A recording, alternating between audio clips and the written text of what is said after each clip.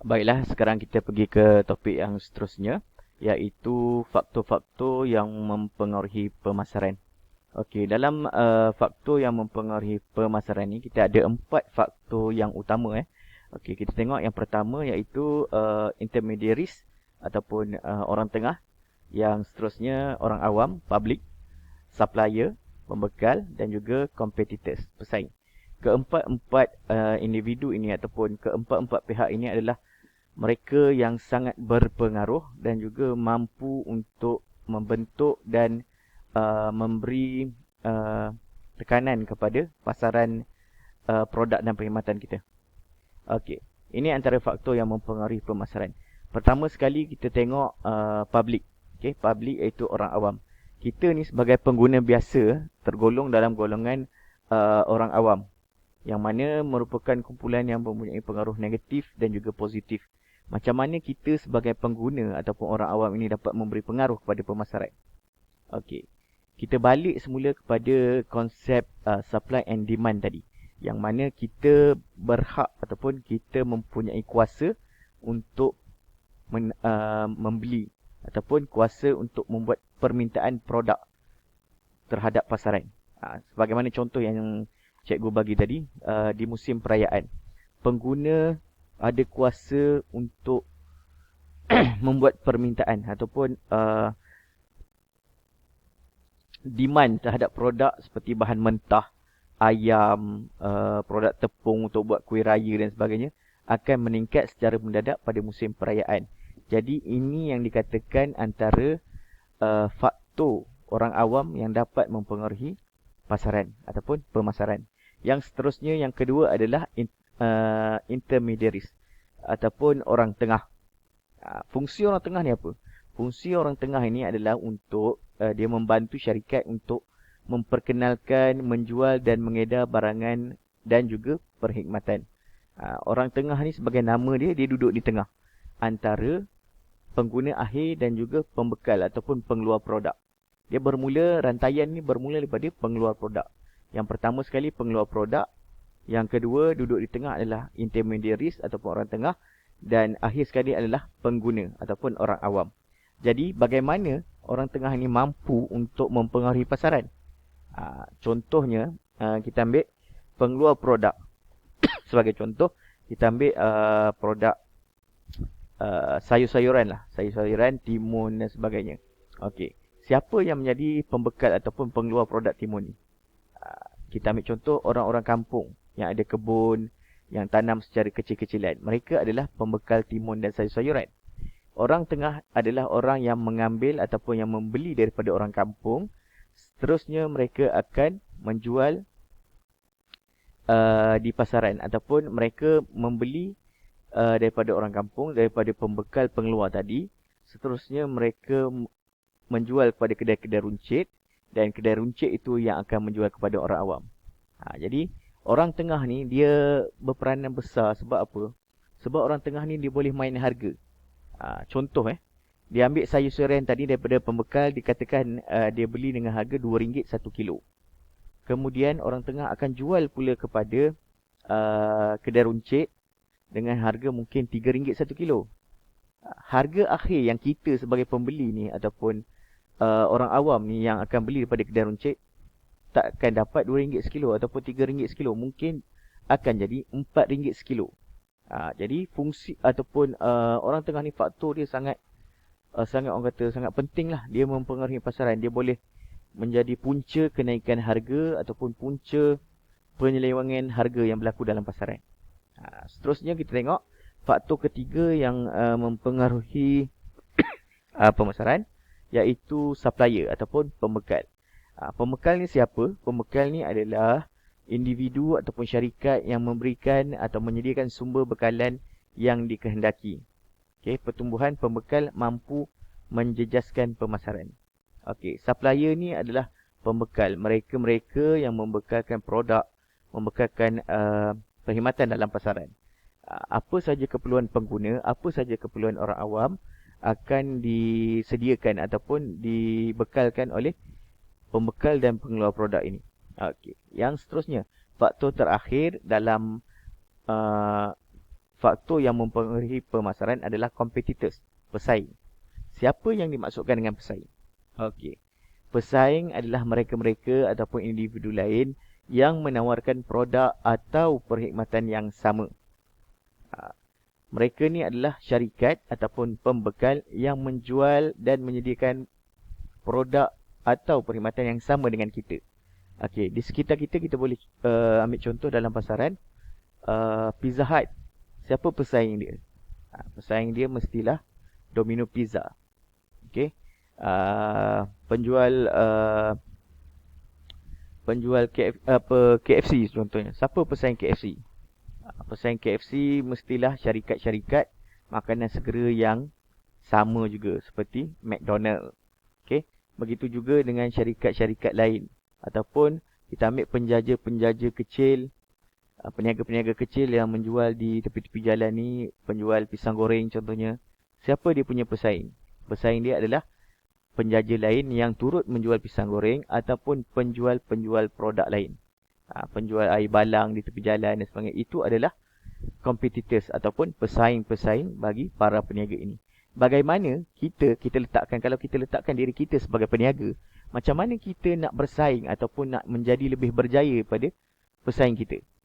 Jadi kita mestilah mendapatkan kelebihan persaingan tu dengan pelbagai cara. Antaranya kita mesti datang dengan produk yang lebih berkualiti, yang lebih bermutu dan juga produk yang mungkin ada kelebihan lain daripada pesaing kita. Sebagai contohlah, kalau sebelum ni kita tengok kebanyakan peniaga pisang goreng jual pisang goreng biasa sahaja. Okey. Selepas tu kita tengok satu trend di mana kita semua penjual jual pisang goreng cheese. Itu contoh kelebihan produk berbanding pesaing kita. Mungkin lepas ni pelbagai lagi inovasi ataupun pengeluaran produk baru untuk mereka-mereka ini ataupun peniaga ini untuk mendapatkan kelebihan berbanding para pesaing mereka. Okey, seterusnya kita pergi kepada topik yang berikutnya, iaitu the function of marketing ataupun fungsi-fungsi marketing. Untuk fungsi pemasaran ini, kita ada 3 fungsi yang utama. 3 saja. Okey, kita tengok yang pertama, fungsi urus niaga. Yang kedua adalah fungsi logistik. Dan yang ketiga adalah fungsi pemudah cara. Apa yang dimaksudkan dengan fungsi urus niaga? Sebagaimana maksud urus niaga di konsep asas marketing tadi ataupun konsep asas pemasaran tadi, urus niaga adalah transaksi, urusan, aktiviti menjual dan membeli produk. Bagaimana yang dimaksudkan dengan jual dan beli? Aktiviti jualan ni melibatkan proses promosikan produk melalui pengiklanan, jualan peribadi, publicity ataupun promosi. Manakala pembelian ini adalah proses mencari dan menilai pemilihan produk.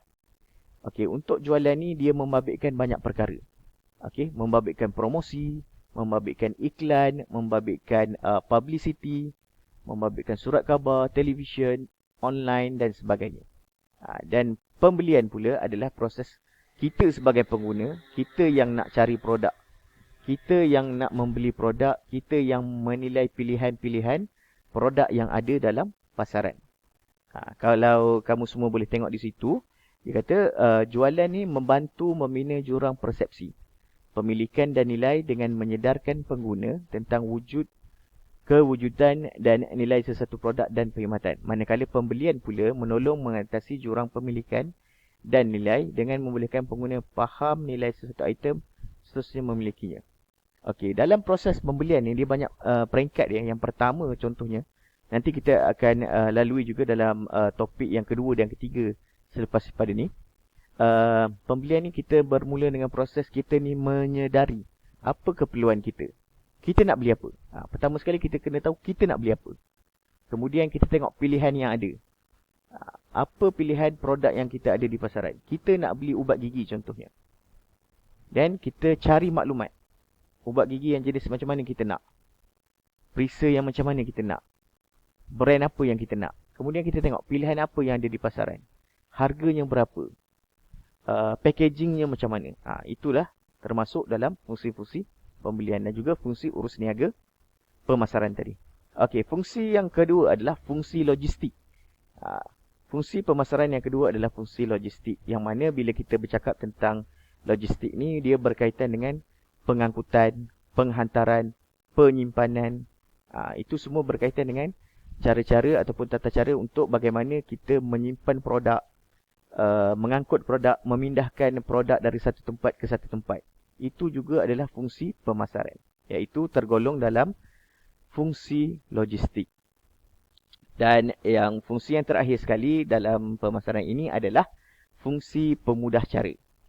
Bagaimana yang dikatakan dengan fungsi pemudah cara ini adalah melibatkan pembiayaan produk, pengambilan risiko oleh pemasar, penyediaan maklumat pemasaran, pembangunan piawaian, penggradean produk berdasarkan piawaian.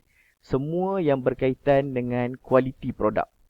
Okey, kualiti produk, cara maklumat produk tu disampaikan kepada pengguna, cara pengawalan kualiti, pengambilan risiko oleh pemasar. Pemasar ni kita katakan sebagai peniaga lah, penjual. Okey, setiap syarikat mesti membiayai pengeluaran bahan mentah sebelum mendapat bayaran dari pelanggan. Mestilah.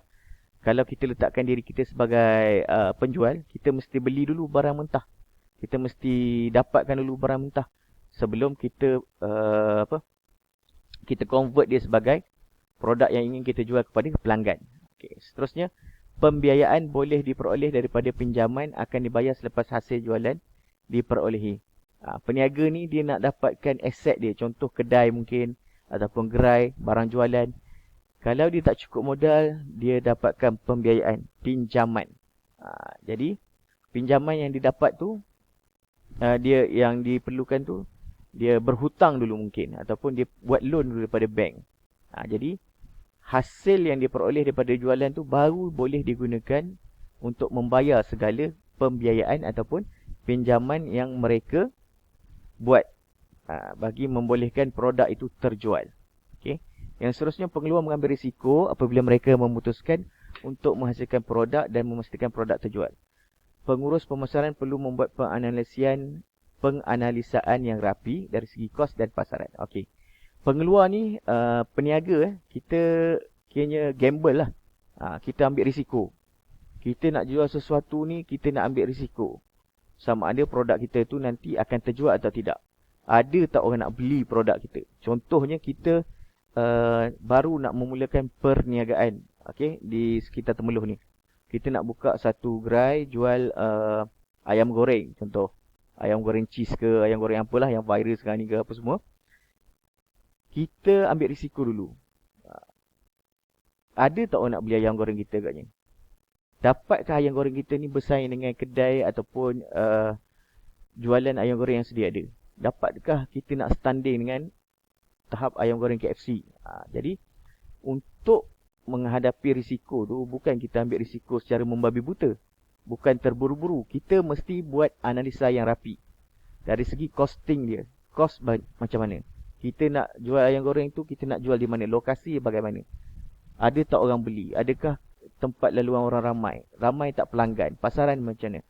Itu semua dikatakan sebagai fungsi pemudah cara bagi pemasaran. Dan itu adalah ketiga-tiga fungsi utama marketing ataupun 3 fungsi utama pemasaran.